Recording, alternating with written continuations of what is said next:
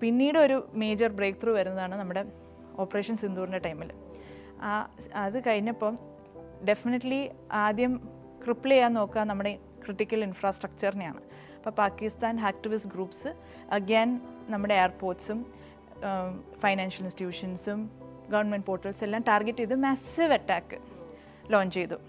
But prophase എവിടെയൊക്കെ ഉണ്ടായിരുന്നോ അവിടെ എല്ലാം സേഫ് ആയിരുന്നു, സെക്യൂർഡ് ആയിരുന്നു. മാത്രമല്ല സീറോ ഡൗൺ ടൈമും അവരുടെ റെഗുലർ ട്രാൻസാക്ഷൻസിനെ ഒന്നും തന്നെ എഫക്റ്റ് ചെയ്യാതെ. കാരണം നമ്മളൊരു സെക്യൂരിറ്റി സോഫ്റ്റ്വെയർ ഇടുമ്പോഴത്തേക്കും അവരുടെ റെഗുലറും ആയിട്ടുള്ള ട്രാഫിക് ഒന്നും ബ്ലോക്ക് ചെയ്യാനും പാടില്ല.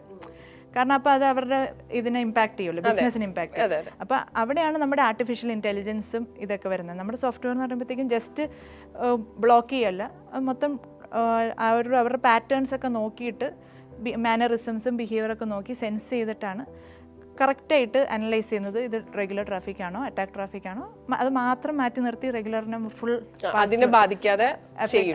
അപ്പോൾ അതും ഈ പറഞ്ഞ more than 85 million kind of attack ആയിരുന്നു, one of the biggest in Indian history. അപ്പോൾ അത് നമുക്ക് ബ്ലോക്ക് ചെയ്യാൻ പറ്റും.